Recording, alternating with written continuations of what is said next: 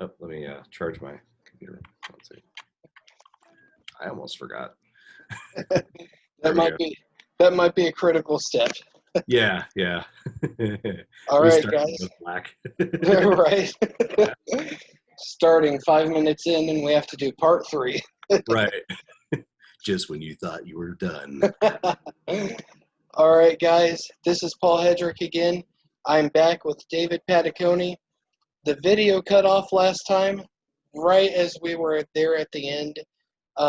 So we decided to do a part 2 where we can further go into salvation and how you can get right with God. If you're not right with God, rather you haven't been saved, or rather you have been and you're backsliding.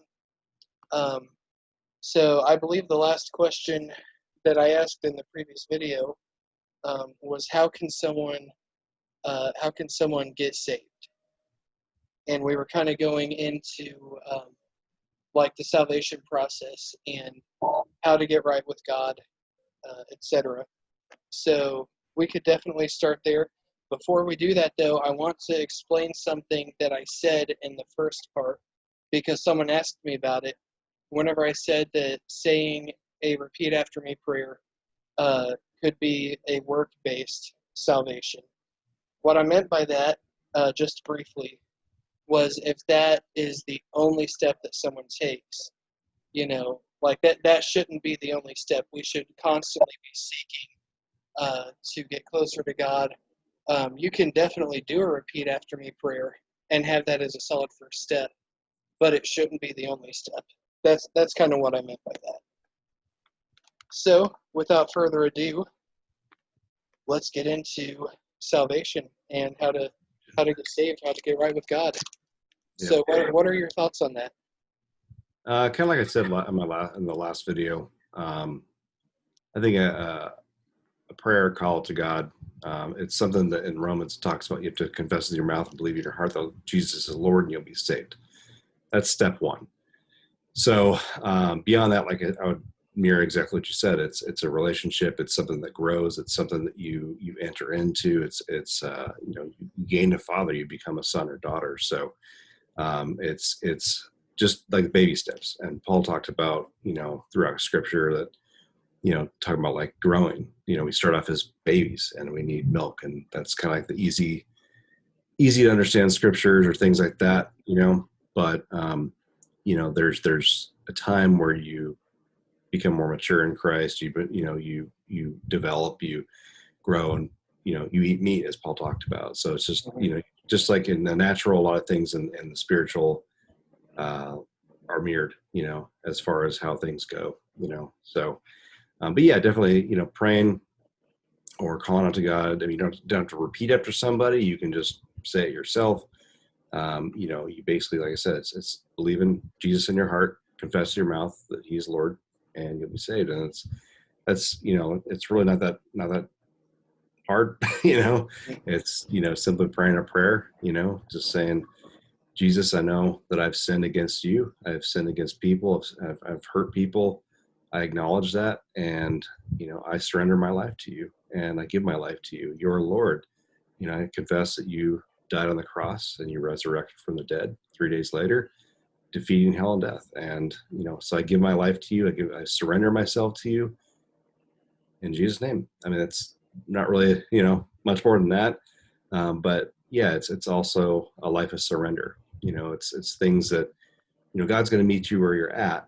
You don't have to sit there and clean up and look like oh, I want to get to this part of my life or this section of my life,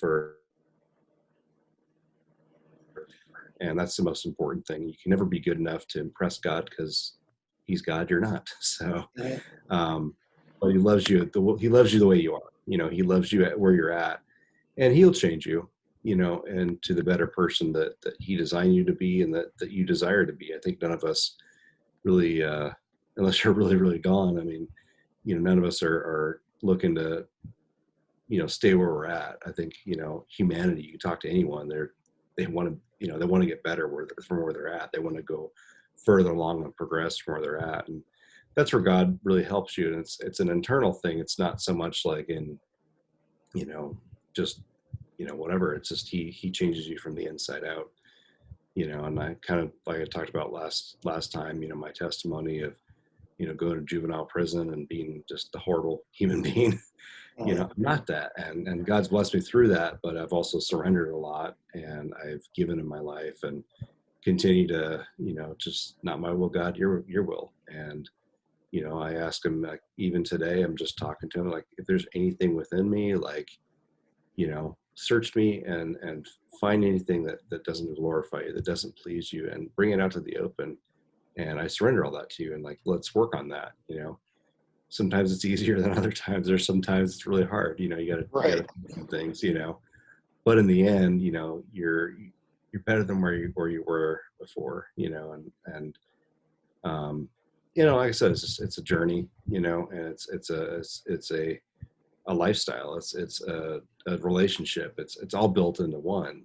And there's, I think, for those that do pray that, or have prayed that, or if they're backslidden or whatever, God knows what you're going through. He is right there with you. He's not leaving you or forsaking you, and he's just got his arms open, and all you got to do is reach up and say, Daddy. Paul talked about calling him Abba, Father. It's a term of endearment, like daddy. It's like, when you have a child that's like, pick me up, and they trust you, they want you, they long for you, they need your comfort and help and hope and all that stuff. So it's, he's there for you. And if you prayed that, awesome. Reach out to any one of us, or go to, any sort of church, or whatever you're comfortable with, or whatever. We'd love to talk with you, or pray with you more, or encourage you. And that's the thing, is, it's a relationship. And I'd also kind of talk about, like, once you pray that, or once you're coming back to God, where you surrendered your life, it's one of those things that, yeah, you don't pile on a bunch of homework, but it's just like, you read the word, you read the Bible, and you can even ask God, hey, where do you want me to go here? What do you want me to read? And he may tell you. Or you just kind of start, saying the Gospels, or you start, in Romans is really good. I've been going through the Romans for like a month and a half now. Like, I don't know how many times I've done this, but it's just, that's where I'm at, reading it over and over and over. I may be stuck in a chapter for a whole day, or 2 days, or 3 days, and go back and read it again. And there's a lot of stuff in there that really just um, goes in the meat of things, and if you want to know about salvation, you want to know about redemption, and all this stuff, like, it's all in there. Romans is another great book. But and like I said, there's people that can help guide you through it. You can do a Bible study. I mean, if you want to look up a topic, there's an app on your phone called the Bible app, and it's the top rated Bible app, and you can look at any kind of translation you want, no matter what language you speak. And they have things like reading plans and devotions. So if you're looking at, like, a topic, okay, God, like, I'm dealing with anger right now. There's tons of topics on anger and devotions, and it gets you into the Word. It gets you into, even other things outside, where it just kind of describe things, or like real life scenarios or things like that. There was several of us a few weeks ago that went through actually a study in anger, and it was cool, like, to be able to study together and, like, give feedback and interact and stuff. And we're going to go into another one, talking about being peacekeepers, and what's something we really need in this time, and every Yeah. time, but this time especially. And that's just one of those things that, as brothers in the Lord, or, like I said, that's the other thing you gain. It's not just like, now you have a relationship with God. Well, now you have a relationship with Christians too. And it's one of those things, it's unique, and any other relationship in your life, any other friendship, like, it grows. You learn to love that person, or care for that person, or appreciate them, or whatever. But it's really unique, where you meet another believer, and you may have never met him in your life, and you're just talking about Jesus, and there's like a spiritual connection that you just don't get anywhere else. It's like, I don't care what they vote about, I don't care what their background is, like, they love Jesus, and I know it, and they know I love Jesus, and it's just an automatic fellowship. You gain a friend, you gain a brother. And the Bible talks about that, we're in the body of Christ. Like, Christ is the head, but the rest of us are the other part of the body. And we all interact with each other. We all encourage each other, and things like that. None of us are perfect, and that's what it is. But God's changing each one of us, and He knows us intimately, and He knows us perfectly. It says that even He knows the amount of hairs on our head. Which, for, like, if I were to say, like, hey, you have 3,862,532 hairs on your head. And I knew that. Well, at best, that's a party trick, but God even, cares about that little minute detail, and he talks about loving, Oh no, I think we've lost him. Hang on. I'm going to see if I can get him back.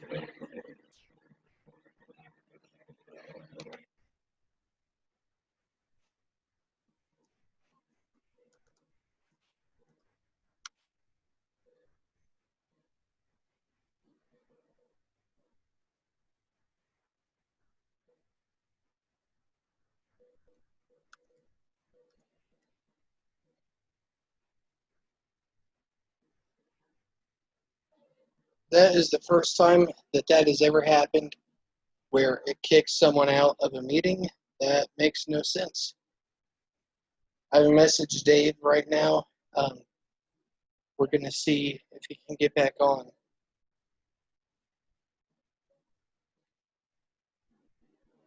All right, guys, we are going to take a short break.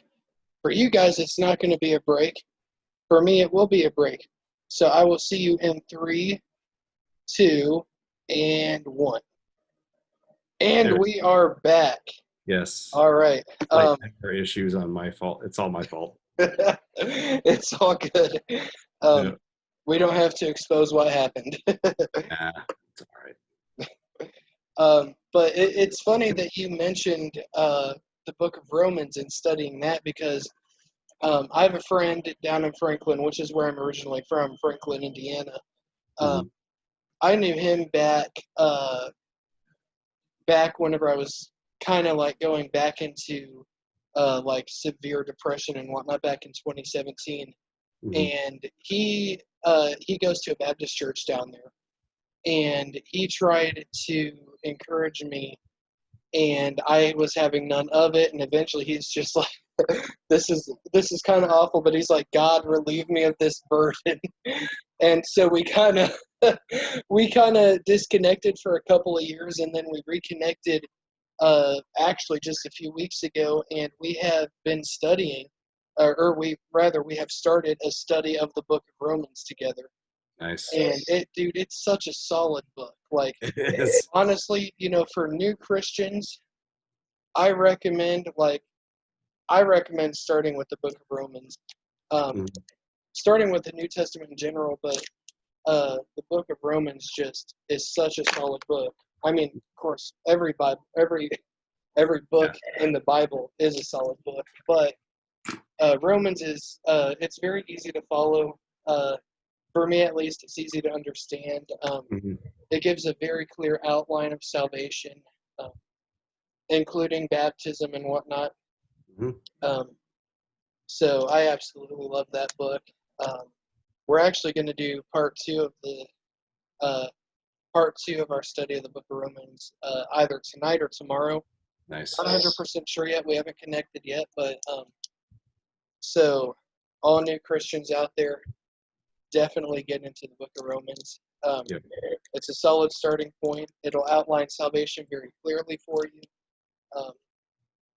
And it's like David was saying, whenever you get saved, not only do you have that relationship with God, but you get that relationship with other Christians, which is so critical. It's people like my friend in Franklin. His name is Nick, just so I don't have to keep referring to him as my friend from Franklin. It's people like that. It's people like Brother David. It's people like, my friends from the church that help uplift me, that, help keep me encouraged. And, without that encouragement from other Christians, it can be kind of hard to get, head on in church. That's part of why I struggled for so long going to church, is because there were a few churches I went to that I never really connected with the people there. It's not that they were bad people. It's not that we had different ideas or anything like that. It's just that for whatever reason, that connection just wasn't there. So once you have that relationship with God, seek out those relationships with Christians, because they are so valuable. You'll have family that you didn't even know that you could possibly have. We actually have a friend in common from India, Oh, Hubert. yeah, Hubert's Um, awesome. dude, he is. I love that kid to I hope he death. watches this too. Oh man, I hope so. I'm gonna share it with him just so I can embarrass him. That sounds good. But it's stuff like that. I've got a I've got a friend who's a pastor in Kenya. His name is Charles. Awesome dude, man. He needs to come to America, man. The Pentecostal churches here would love him. um, My mother-in-law was born in Kenya. really, Yep. that's awesome. I'm so fascinated by other cultures, especially like you know the culture over in Africa where Christianity, like in some parts, is kind of considered a bad thing. It's interesting to see they um, how they worship over there. Mm-hmm. I know that there are some parts that they have to worship in secret.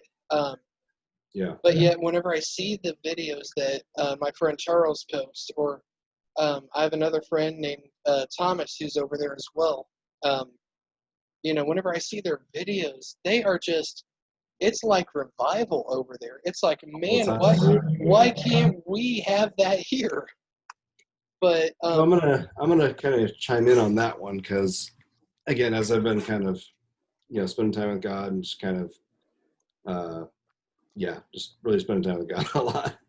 But yeah, it's one of those things that I think we prayed for a revival for so many years yeah, as a church, especially in America. We need revival, and I think this year particularly, with COVID and all that stuff, it's one of those things that I think God kind of allowed with the quarantine and all that stuff. Like He allowed us to kind of pause and reflect and really see like, okay, choose this day who you're going to serve, and because so many of us have been like, okay, I'll do the church thing, and they just go to church and they don't have a relationship, or they're not seeking God. They're not really having, really entering into that relationship and mhm, fellowship with God. And I think part of it was, yeah, He's just kind of resetting us and saying, okay, look, like focus on what needs to be done, focus on our relationship, and and He's revealing stuff and everything. And I think this whole year, I believe it's really a revival for Christians. mhm, We're having a definitely. revival. If you really pay attention to what God's doing, like God's doing a lot of work. He's doing a lot of stuff right now, but He's reviving Christians within ourselves and showing us like, hey, look, like let's get you on fire. Let's get you, motivated. Let's get you going. Like, and we're really again choosing that we're gonna serve God. Choosing we're gonna like I said, surrender ourselves to Him, Mhm, um, and obey His commands and things like that. And that's really where the revival's coming. Now, the next 4 years or things like that, it's going to be you're going to see the revival we've been praying for. But we had to be revived as Christians. We had to yeah, basically, again, so many people have fallen away or backslidden or just again, not taking God seriously, not taking church seriously, not taking like the relationship with God seriously. And so that's where the revival is right now. And out of that revival, we're going to see the revival that we've been praying for. Beyond that, I don't want to say anything yet. right. Uh, but yeah, it's coming, but we need, again, it's surrendering ourselves to the Lord. It's surrendering ourselves to His will, and His desires for us. They're always good for us. It's not like He's like, go out and slaughter 5 million goats because I say so. Like, Right. we don't live in that covenant, and it just wouldn't be good, for us to do. Now, if He asks us to do it, okay, but He's not going to. But Right. it's one of those things that, yeah, I mean, that's where the revival's coming from. It's got to come from Mhm, within ourselves, as Christians, as the body, yeah. at the church, and yeah.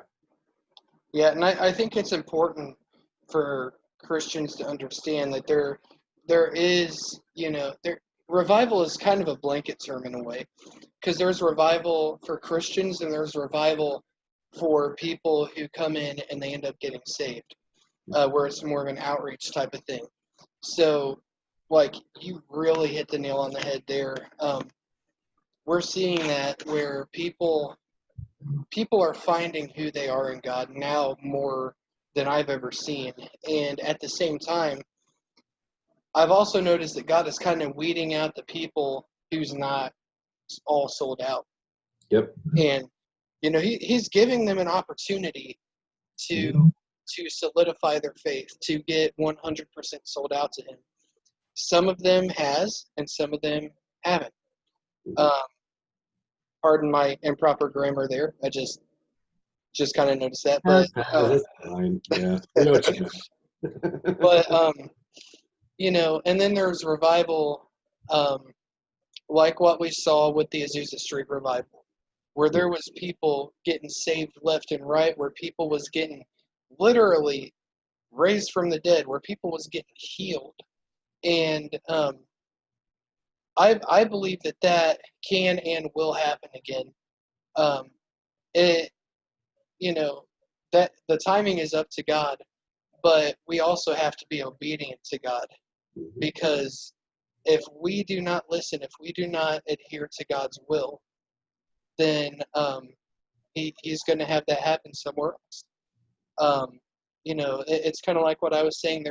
There's such a massive outpouring in Africa right now where, I mean, don't get me wrong, God is moving in America, but you know, I've just seen such a move in Africa, and, that will come over here. But we as Christians, we have to be obedient and willing to listen to God. And I'm praying that I get to see some of that stuff here in Connorsville. I think it would be incredible to see people get up out of their wheelchair, run down the aisle. Man, that would give me goosebumps. Honestly, I'd start crying. It would be such a beautiful moment. I'll tell you right now, pray for it anyway. Do it anyway. 100%. That's the thing, is like, if you're just like, well, it's a future thing that's going to happen. When God's ready, it's like, okay, well, why not see if he's ready now? Why not see if that person, like I said, the thing is, any of that stuff, when we pray and minister for people, things like that, like, you got to love the person across from you. It's like, so if you love that person, you're like, hey, I want to see you better, then pray now. I'm just saying, like, when you go to church next time, pray for it, dude. Like, just say, command, in Jesus' name, like, all that stuff, man. Like, see what God's going to do. Because the thing is, you put yourself out there, and you just do it out of obedience. You're just like, hey, I love this person, and God, I know you love them. So, I'll pray, and let's see what you do, and you may be surprised, it's Oh, one yeah. of the things that, just do it anyway. And if he moves, awesome. If he doesn't, then, it doesn't mean it's not going to happen, or it just means it's not happening right that second. That person can go home, and, when they get out of their car, all of a sudden they can walk. You don't know. I mean, God's Yeah. going to do in his timing, obviously, but I wouldn't wait, man. I'm just saying, like, now, today's a day of salvation, man. And, whatever you want to pray for people about, like, pray for it, and see what God does, I wouldn't wait Yeah, for the definitely. future. It's not a future event. Like, do it now, Yeah, the perfect example of that, at my church, we have a guy who is in a wheelchair, and ever since he's been going there since before I have been, and ever since I started going there, they have been praying that he would get up out of that wheelchair, and that he would walk, that he would run, and it hasn't necessarily happened yet, but that doesn't mean that we stop praying for it. We need to pray without ceasing. That's actually in the Bible, and so I prayed with him one day. I prayed with him several times, but this one specific time, I remember praying that he would literally wake up in the middle of the night and get up and go to the restroom and realize that he had forgotten to get in his wheelchair first. I think that'd be an incredible testimony. Yeah, totally. And, that's what I pray for him constantly. And, ultimately it's going to be God's will as to when that happens, but it could happen. Yeah. For this gentleman, it could happen Sunday night, or it could even happen tonight, like. It happened to whoever's doing this video now or in the future. I mean, right. you know, it, it's like ultimately God's will. you know. It's 100%, God's will. But the thing about us as humans, we don't always know God's will, so we should always pray that Hmm. God's will be done, because God's will may be for that man to get out of that wheelchair tonight or Sunday, or however God ordains it. So it's our duty, uh, in addition to what I said earlier about being obedient and listening, it's our duty to constantly be praying for God's will. And if you don't pray, nothing's going to happen. So, you know, Exactly. Prayer prayer moves mountains, mhm. and I'll never understand, why some people don't see the value in prayer, because it truly is a very powerful thing. Hmm. And if it wasn't, then I can't speak for anyone else, but if it wasn't, then I know I wouldn't be here. It's the prayers of it's the prayers of several people that I know God kept me until I got saved. And now, Yeah. He's keeping me closer than ever. So, yeah, you're absolutely right about all that.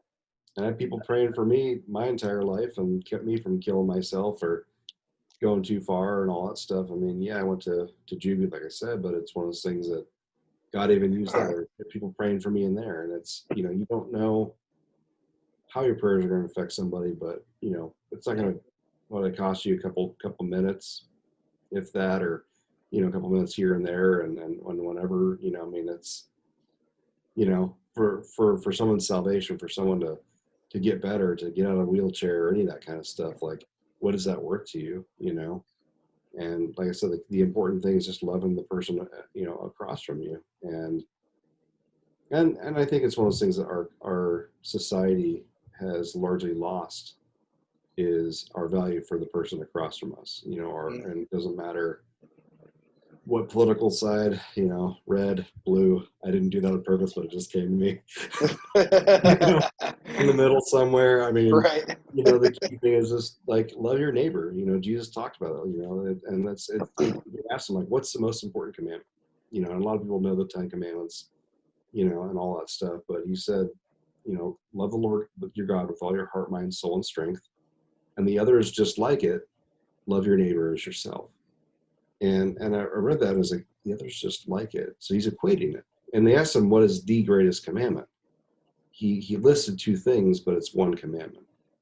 And that's the thing, is like God sees our value for other people, like it's up there with loving him, and it's just like, if you look at that, like God values that much, and that's where it's like, as Christians, like we need to love other people. We need to pray for those that maybe don't vote, talk, live, whatever, like us. They don't look like us or whatever.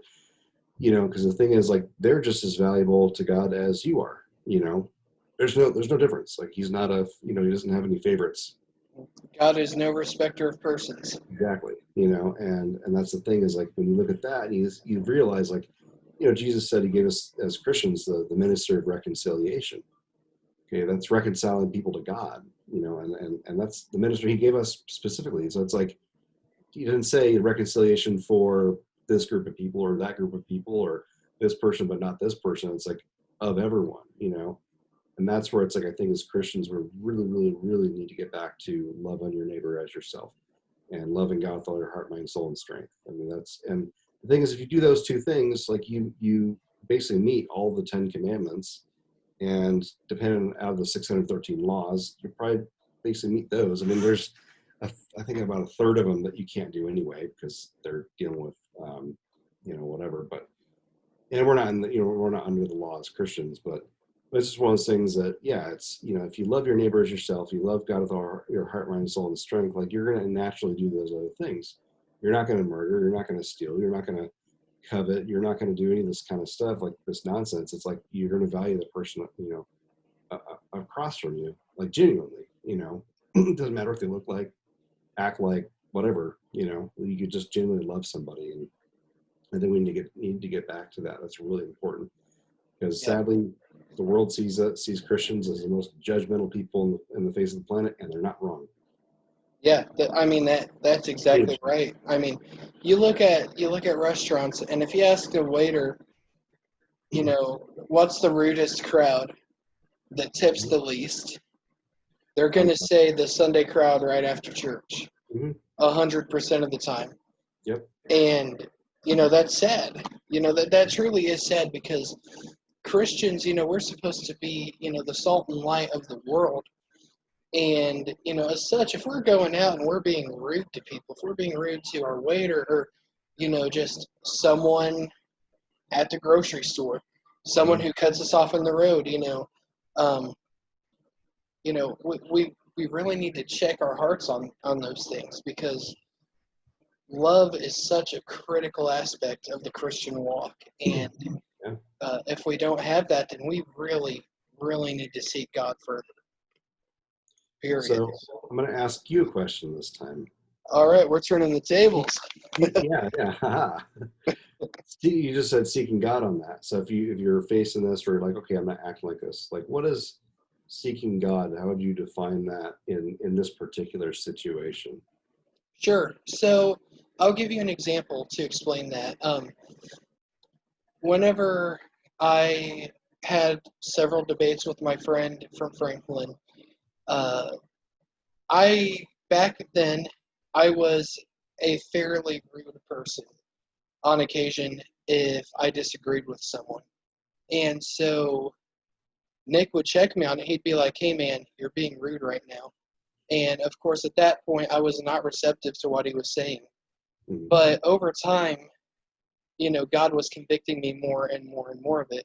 And so it's like, God, how can I make this right?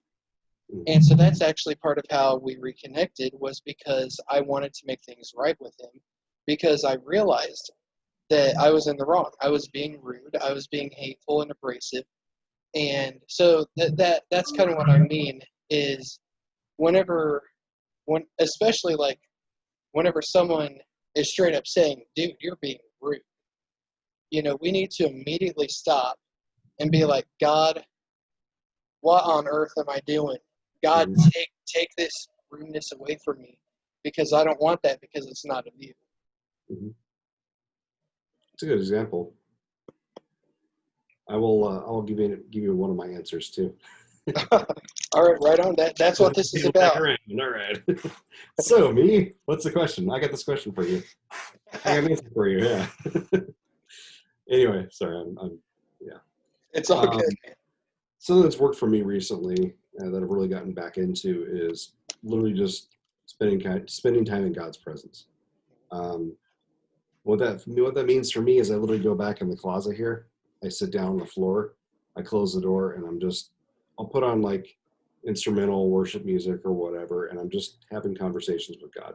Mm-hmm. I'll talk with him about anything and everything, and what I'm feeling or what I'm going through, or what I want to surrender. Or if I don't know what to surrender, or I don't know what to change, it's like, God, like, again, it says in Psalms, like, search me, search my heart and know me, and like anything that's not of you, anything that offends you, like, let's give it to you, kind of thing. And he's revealed that kind of stuff, and it's not that I'm perfect, not that I've like Paul talked about, not that I've attained the prize. It's like I'm still running the race just like everyone else, but it's one of those things that you surrender to God, you spend time with him, and it's it can be anywhere between half an hour to 2-3 hours. I don't know. Sure. Just every time's different, and it's just one of those things that's just time with me and God, and it could be I pull up the Bible app on my phone, or whatever. It's I could sit there and read, I could just talk to him. It's just spending time with him, and I think you get a lot more out of that than you would trying to read on Facebook or look up some article or whatever. It's because the thing is, he knows you intimately. He knows you personally.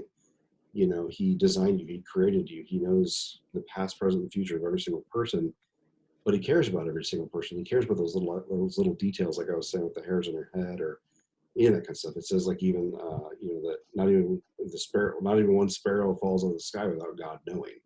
That's just a sparrow. And he says, like, how much more valuable are you than sparrows? And so that's one of the things, like we have to spend time with God.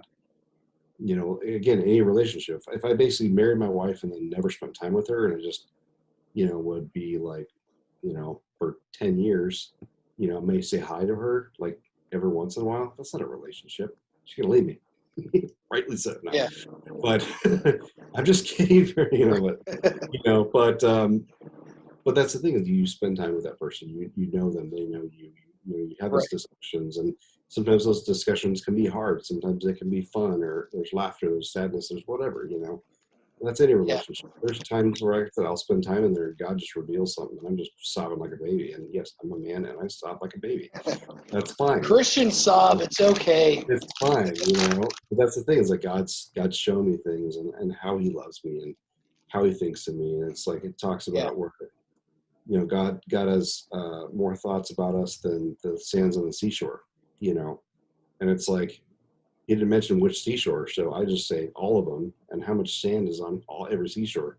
That's how many thoughts He has for you, all the time. And for us to even get like a glimpse of like one or two is just world changing. And there's times, like I said, I just I'll talk to him, and a couple weeks ago, like he gave me an answer I've been waiting 20 years for. Not that I haven't been listening, but it was just the right time, Yeah. But it took 20 years for me to get that answer. And I'm just like, but it's world changing. Now I'm not struggling with certain things that I was struggling with before, and it's just one of those things that, like, He gave me a tool, and gave me something to fight that with, and it's awesome. Like, and I was just spending time with Him, and it doesn't have to look like anything in particular, but if you want to change yourself, if you realize there's certain things in your life that, yeah, maybe you snap at your kids, or you snap at the random stranger, or you're angry on Facebook at that other person, or that other group of people, or whatever. It's like, if you're not loving your neighbor, like Jesus even equated, He said, look, if you hate your brother, it's the same as murdering him. Do you want to be a murderer? Do you want to kill somebody? No, I'd never do that. If it's in here and it's in here, it's the same thing. Like, you wouldn't kill somebody if you weren't angry at them, Mhm. And so that's the thing. It's like He always raised the bar. There's the 10 Commandments, and He's like, oh, actually, if you look at a woman with lust, it's the same thing as committing adultery. You're an adulterer, And that's the thing, is like, we need to get back to loving our neighbor. And it's like, if you struggle with that, if you're angry all the time, whatever, like I said, God's not like, hey, fix yourself, then come to me. He's like, no, like, come to me and I'll help you fix you. I'll help fix you. Like, I'll help you become the person that you want to be, and that I desire you to be. And you're not going to be identified as this, hateful or whatever, person. He changes lives. That's what He does. That's what He is perfect at, and all it takes from us is surrendering that, whatever it is. And there's, like I said, there's all the time, dude. I'm just like, God, like, I'll identify certain things. I'm like, God, just take it. Like, I don't even want it. Like, I surrender this to you. This is yours. Like, I need you to just make me like you, make me like Jesus. Christian was a derogatory term back, early on. It's like, but it means like little Christ, and we're supposed to be the representatives of Christ on this earth. And if we're the most hateful, judgmental people, that's not Jesus, man. That's the world, and we're looking Right. like the world. The world's really good at that. The world will hate you and spit you and chew you, spit you out, all that stuff. But Jesus doesn't do that.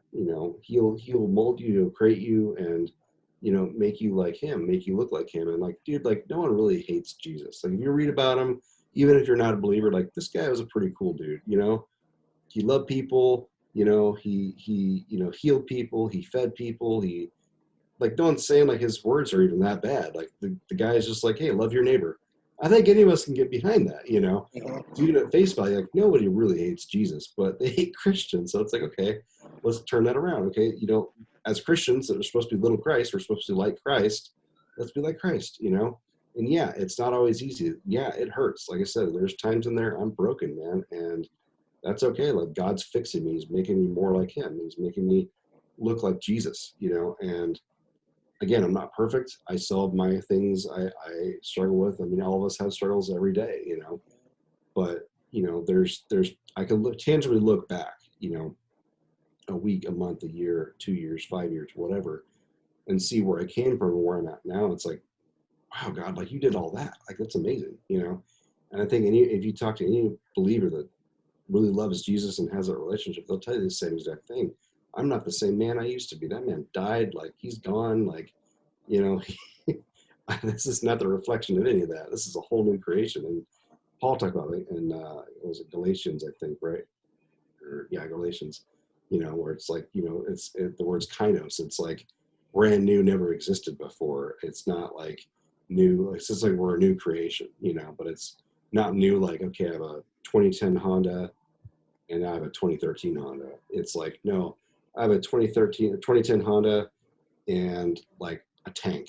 It's not even the same, you know? Right. And that's the reality of like what he makes us is we're not the same person at all. Yeah, we have the memories of the past and things like that, but it's like you can look at the past. I mean, you know, someone could look at your character and like, dude, that doesn't. I've had people tell me that like you're not the same person like that you were back in high school. Like I didn't, you know, even years, you know, a few years ago, I had a friend tell me like that only knew me for a couple of years, and I was talking to him. He was like, dude, I'd never expected you to say those words out of your mouth. Like, hey, you're changed. I'm like, it's Jesus, you know, and he changes us, and that's one of the many beautiful things that he does. And it's not like I'm not giving up, like, you know, like I don't know. It's the sacrifice I have to put into it versus, you know, the gain out of it. It's, you know, he pours way more into us than we do into him, you know.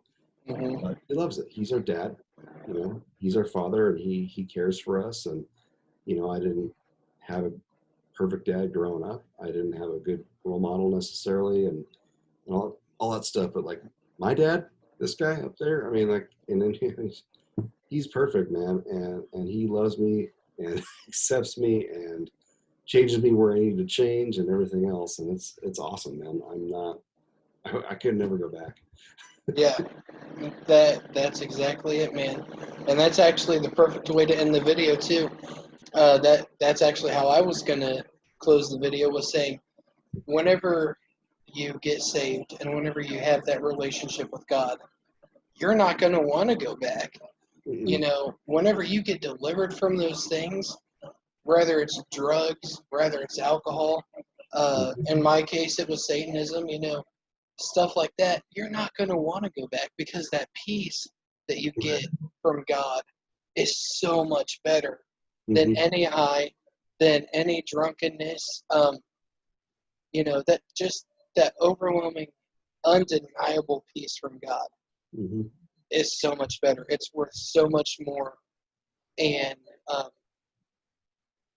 you know, it's a beautiful thing. Mm-hmm. Salvation is a truly beautiful thing. You know, what life doesn't necessarily get easier as a Christian, but the peace makes the path easier to handle, Mm-hmm. and it's so worth it. You know, turning over the reins of your life to God is a decision that you will not regret. Absolutely. Period. You Mm-hmm. know, there have been times whenever I've struggled, absolutely, just like every other Christian, Mm-hmm. but it's in those moments that you really get to cry out to God and you get to draw closer to him in those moments. And even then, you don't want to take the reins back because Mm-hmm. you see then how God is moving and keeping you in those moments. It's like whenever we lost our home in Franklin, we didn't know where God was going to lead us, and ended up being Connorsville, which is where a large part of my family is from. Mm-hmm. In fact, virtually everyone from my family is from here. God led us here, and then that's where I got plugged back into church, and where I had like my true salvation experience. Um, Maybe record it.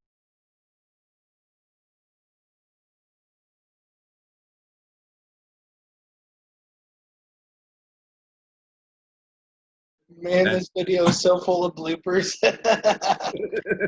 Oh man, that is so hilarious. He Um, did tell me, you know, he's proud of himself. He got to hold one of the little pet mice we have. So, aw. yeah. That's awesome. Mice are actually really good pets. So, yeah. Um, all that being said, and now that we've had one final hilarious blooper, um, thank you so much for doing this part 2 video with me. Yeah, you too. For those out there who are curious about Jesus, curious about salvation, please reach out. Um, I can only speak for myself, but I feel like that both of us would be more than willing to talk to anyone about Jesus, about salvation. We'd be more than willing to um, help guide you and um, give our stories of the steps that God led us to take. And I trust that that would resonate with your spirit if you're curious about getting saved. And if you're backslid, we'll pray with you. Yeah. No matter who you are, if you're curious, talk to us. Mm-hmm. If God's no respecter of person, then who am I to be? Yeah, exactly. So thank you again, David. It's been great conversation. 2 great conversations, really. Yeah. Technically 3. Right. There was a power issue. Right. It's been a great 3 conversations, and I'm sure that we will probably do this again at some point.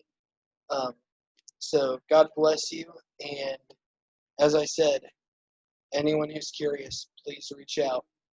Understand that no matter where you're at, God can reach down and pluck you out. Mm-hmm. God bless everyone, and we'll see you in the next video. God bless, guys.